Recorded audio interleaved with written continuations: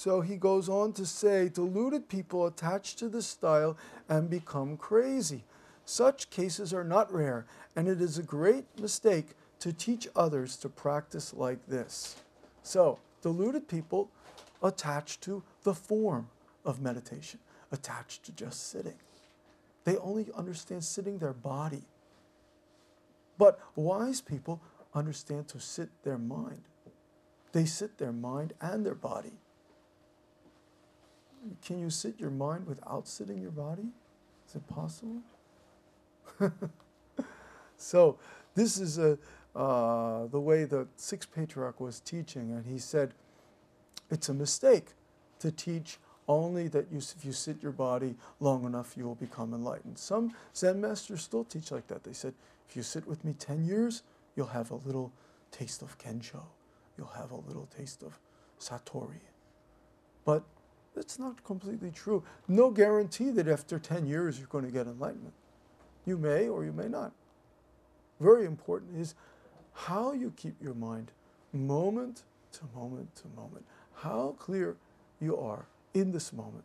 Whether you are attached or not is very important. If you're attached to something, holding something, defending something, then very difficult.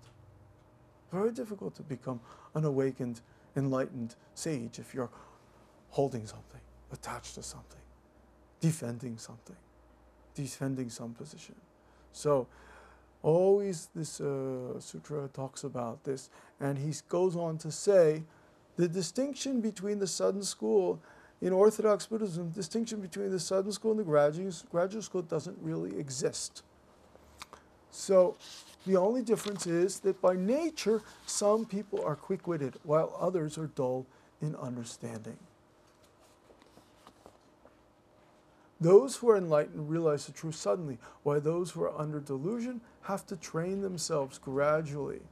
But such a difference will disappear when we know our own mind and realize our own nature. So the point is that no matter how much we describe the progress that somebody makes in meditation, it's not going to give us the complete picture. Gradual and sudden are very relative. And more important is that somebody realizes their own nature. Therefore, these terms are more apparent than real. They're more relative than real.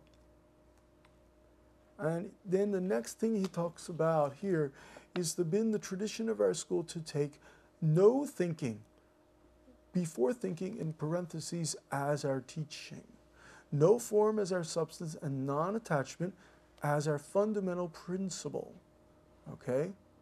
So, first of all, let's talk about what is this non-attachment. We talked about non-attachment. That's what he calls the fundamental principle, non-attachment. Don't be attached to anything. Don't be attached even if somebody says, if you take this position, you will have a great honor, you'll have a great prestige. Many people suffer because of that. Oh, if you run for president again, you will have great prestige, you'll have great honor. Well, just recently we saw in the news, this in Pakistan, this previous prime minister decided again, she's going to go back and become the prime minister again, and it was very dangerous. Everybody knew it was very dangerous, and the government didn't really want her, and yet she went and stood up in the open crowd. Right, I'm back, and then was killed. And of course, this is a tragic thing, and I was sad too to see that this happened. But we see that many times people, in order to promote themselves and in order to become something what they think is really great, will go through into all kinds of dangerous situations, and will do many things that will put them in a very kind of awkward place. And here it says this non-attachment is the fundamental principle. So if we are seeking some kind of position, even though people are encouraging us to seek some kind of position, to do something, we should examine, is this really for ourselves, or is this really for a greater good? Is this really correct for us to do? Will this really help all our people around us? Will this really be of benefit to our family, to everybody? So really what he's talking about is actually very practical in our lives, applies to our everyday lives. So non-attachment is a fundamental principle. No form as our substance. No form means not to be attached to objects when we are in contact with them. And then no thinking, to keep our mind free from all defilements under all circumstances. So no thinking is usually difficult for people to understand. What do we mean when we say no thinking? How can you not think? Many people have looked at me when I said, don't think about it, no thinking. But people usually thinking is non-stop. So what we talk about in Zen, we say the mind which is before thinking, the intuitive mind. We call that the don't know mind. The don't know mind is before any thoughts arise.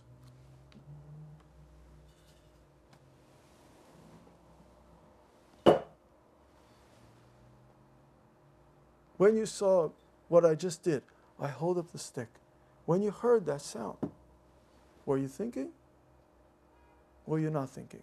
Maybe for a split second you wondered, what's he doing? Why hold up the stick? Why did he make that sound?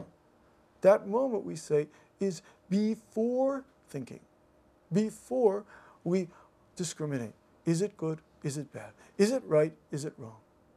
So when I just held up the stick, the time, there's already not yet judgment. That moment that it hit, you hear the sound, you see something, it's before you start to judge. But afterwards we start to think, we start to judge, we start to wonder what's happening. So this before thinking moment is very important. Before we have the judgment, is this good or bad? Is this right or wrong? Before that, we call that the before thinking. And the Sixth Patriarch calls that no thinking. No thinking, to keep our mind free from all defilements under all circumstances. In our modern day language, we call that the before thinking don't know mind, the mind of not knowing. That's before you judged, before you check something, before you judge, before you check, there's only that sound. There's only that visual of the stick being raised. This is we call the before thinking, the don't know mind. And the Sixth Patriarch talked about that as a non-thinking. So he said, it has been the tradition of our school to take no thinking before thinking as our teaching, no form as our substance, and non-attachment as our fundamental principle. No thinking means not attaching to any thinking which arises in our mind. That's straight out of the Diamond Sutra. Don't attach to anything which arises in the mind. 웅무소지 생기심. For those of you who understand Chinese. That means don't attach to anything that arises. Don't even attach to the mind. Don't attach to the voice of the speaker also. Just be aware. Just awake. So, all things, whether good or bad, beautiful or ugly, should be treated as empty. Even when there are disputes and quarrels, we should treat our friends and enemies alike and never think of retaliation. That's very difficult. It's easier said than done. In our thinking, let the past be dead. If we allow our thoughts, past, present, and future, to link up in a series, we put ourselves under restraint. On the other hand, if we never let our mind attach to anything, we shall gain emancipation. For this reason, we take non-attachment as our fundamental principle. So, how do we remain unattached? How do we not become attached to things? Very important is that we not invest in our own thinking. This is one of the most basic things that we teach in our Zen school. that we not invest in our thinking. We don't believe every thought that creeps into our mind. That we're able to see some thoughts as being useless or see some thoughts as being foolish, and be able to see others as being worthwhile, as being a wise thought. Maybe the thought that frees us from thinking is the wise thought. But only with experience can we actually do this. And that experience comes when we practice together with especially together in a community, but if we practice together with other people, we have that experience. Even if you come here to the library and you read the books and you sit with other people, you will have a chance to experience that. I have some moment of kind of foolish thinking. I have some moment of productive thinking. We all have that experience.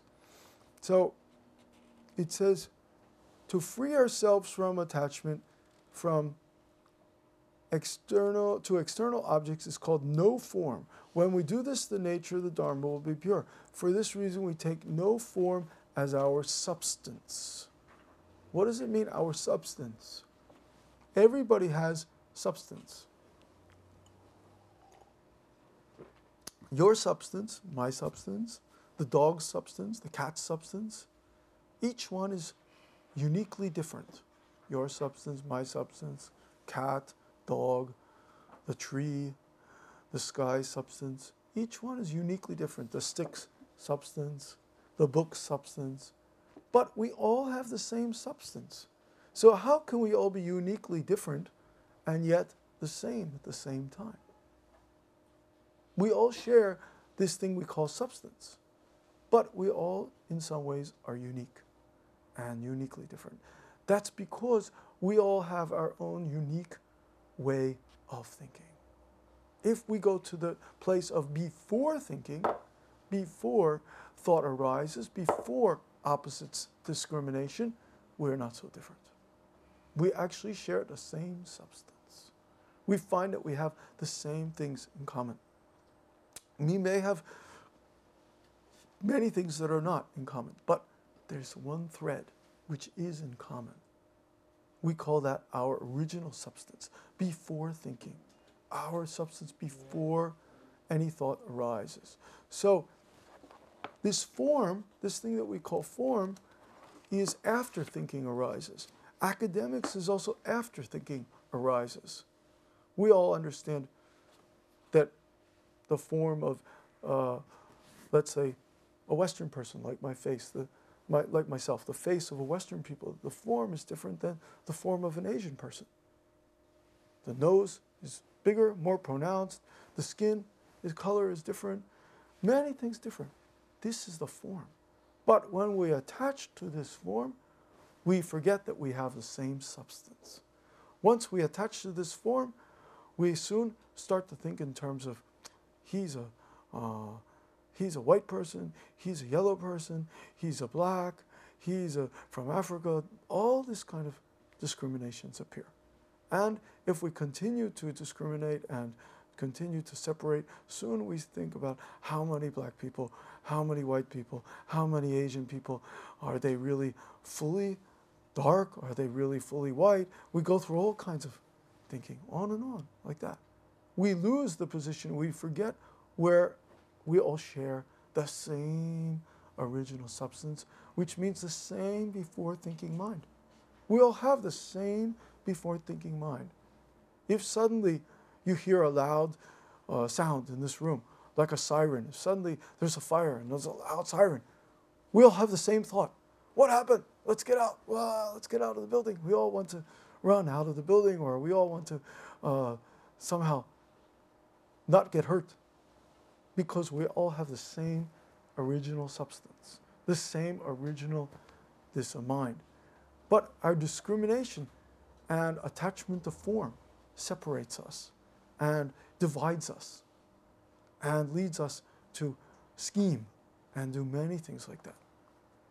So actually, when we look at this teaching, we see that the sixth patriarch, he was really only talking about one thing. He's not talking about two different things, three, or 2 or 3 different things. When he talks about non-attachment, he's also talking non-attachment, the form, and the non-thinking, and no opposites thinking, no elusive thinking. He says all these things divide us. Of course, how can you live your life walking around, I'm not going to think today. Oh, I'm not going to be attached to form. Oh, I am no form. I'm not a man. I'm not a woman. I am not this. I'm not that. I'm not going to do this. You probably go crazy, right? So, if you've only attached to his words, you also have problem, okay?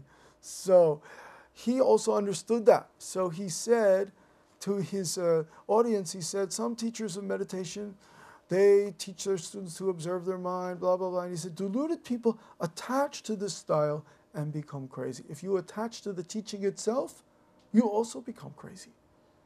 But he goes on to say here on page 184, he says, let me explain more fully why we take no thinking as our teaching. And he goes on to talk about what is the true meaning of no thinking.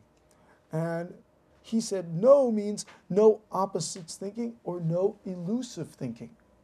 So no thinking doesn't mean just not thinking. Actually, if you force yourself, maybe you grind your teeth together, I'm not going to think. Maybe you have a big problem. Maybe you, even if you succeeded, not thinking at all. Maybe you burn yourself. You know, like actually, some monks, when they were in great distress, they burned themselves to death. But that's also in the teaching of the Zen school, it's not considered the best way, because even if you force yourself not to think, force yourself to endure unbearable pain, and you die, there's a good chance, again, you'll be reborn into a thinking person. So, rather than try to force ourselves to not think, we must find that which is before thought arises. We call this the substance, or as I say in many times to Zen Center people, I say the don't know mind, the mind that doesn't know. We call it the don't know mind. So we should fix our mind on the true nature of Tathagata.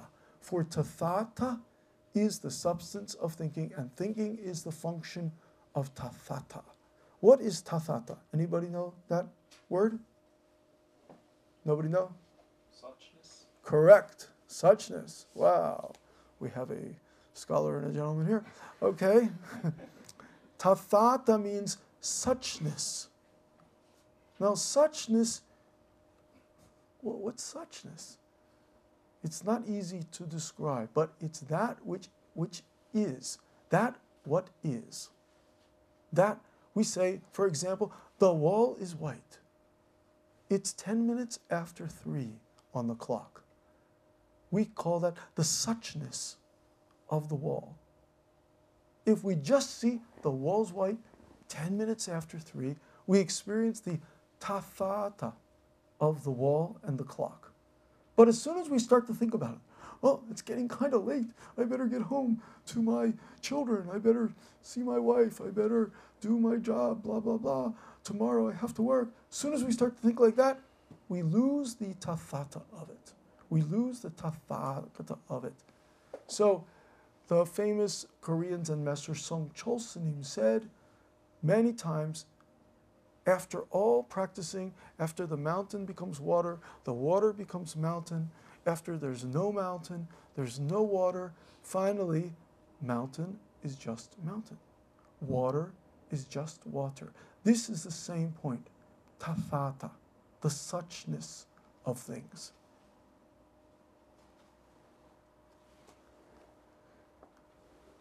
Tathagata Zen is a kind of Zen that they teach in Japan, actually. Tathagata Zen. Tathagata Zen.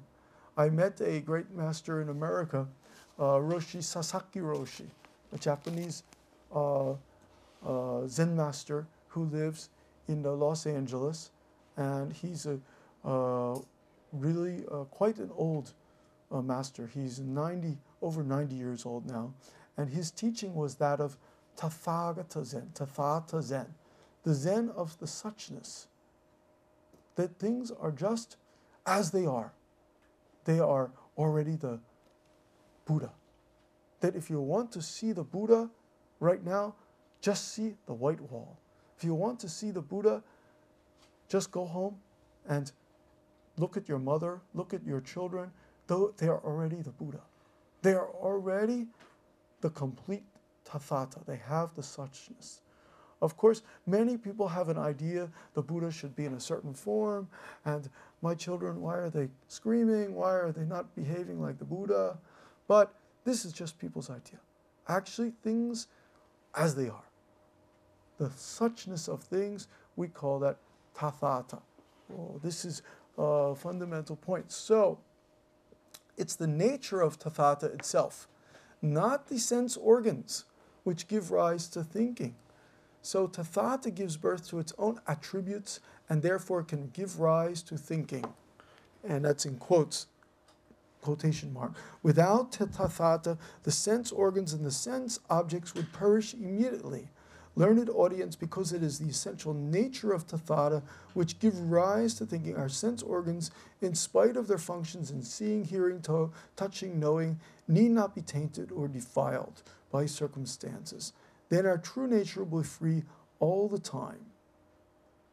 So the sutra says a person who has attained the nature of Tathata will be able to understand the nature of all dharmas while remaining unmoved.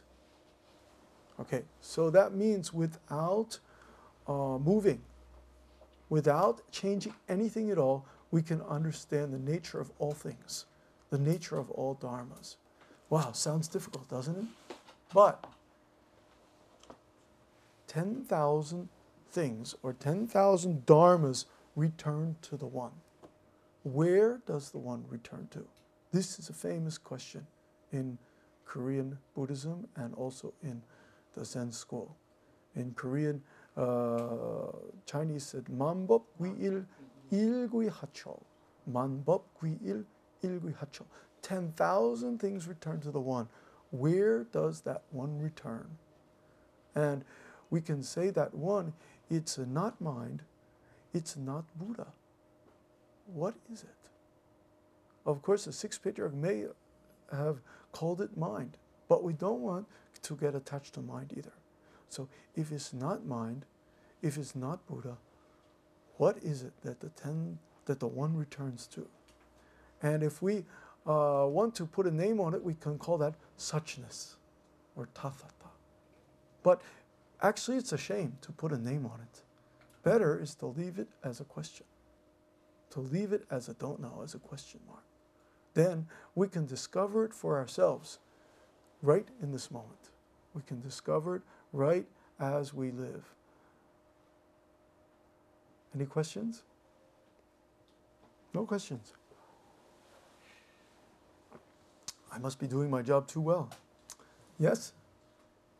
Many people, they have to do something like grab a moktak, hit the moktak, bum bum bum bum bum bum bum bum bum bum bum, and just chanting something, or hit the bell, or drumming, and if they keep their mind occupied, then it's possible for them to have a little experience of the clear mind. But actually, this is not the complete clear mind. This is only very temporary. This is just a temporary experience. It soon goes away. Sometimes it's like this, when the young man and the young woman really, first time fall in love. And the first kiss is like a magic. Wow. It's like they going to, special place. Is this the clear mind? But it's soon gone. Soon the magic is gone. Soon it's not so magical. But that first time is very magical. But soon it's disappeared. So the true clear mind means not attached to even the good things. Of course, we don't want to attach to bad things. It's worse to be attached to bad things. But we cannot attach to good things either. If we attach to good things, then we only can be clear when we're busy. Because we always want to hold these good things. We always try to hold these good things in our life. We only want the good in our life and avoid the bad. But if we accept the good and the bad, they both come together. They are not separate. Like many Korean people nowadays, if you go to Korean bookstore, what kind of book do you see the most? Many of you are Koreans. And it's not different in America too. The book that you see the most nowadays is How to Get Rich, How to Become buja. This is the most book you see in Korea nowadays. How to do real estate, how to do economics, how to become rich. Many people reading book. How can I become rich? But actually, if you want rich, you have to also understand what is being poor. What is poverty? You cannot have one and not have the other. They come together.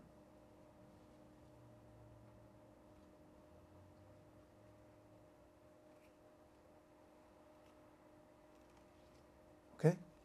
So we cannot, if we really want to practice the deep samadhi, if we really want to understand the meditation, we cannot attach to things, relative things like becoming rich or becoming famous. These things are relative. They are only temporary. But we all attach. Many people want good things, want to avoid bad things, want to have an easier life, not difficult life, hoping for that, hoping for easy life with good things, with good friends. But someday you meet a friend who's not so good. Someday you meet a bad friend. What do? Run away? You run away from the bad friend?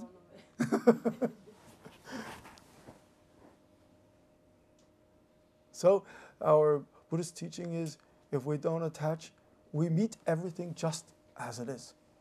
We meet people just where they are. We don't try to change them. We meet them just where they are. And we first find out what the truth is just that moment. We call that suchness of them. Same substance. Okay? So in order to do that, it's necessary for us to have a kind of like a clear background, some clear white neutral background. You know, we have like a neutral card. If you are doing like some kind of artwork or photography, they have neutral gray card, neutral gray, gray background, like this. And with the neutral gray background, you can balance all the other colors. It's a photography. They use this gray card or white balance. Sometimes white balance, those of you who know, digital photography, they do have the white balance. It's similar to that. We have to have something in our life that's neutral, that's not, we don't get attached to. What can we have in our life that we don't get attached to?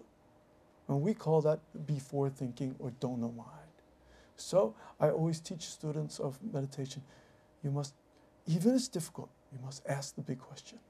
What is this? What am I? Then the dono mind appears. Then by keeping the dono, you become clear by itself.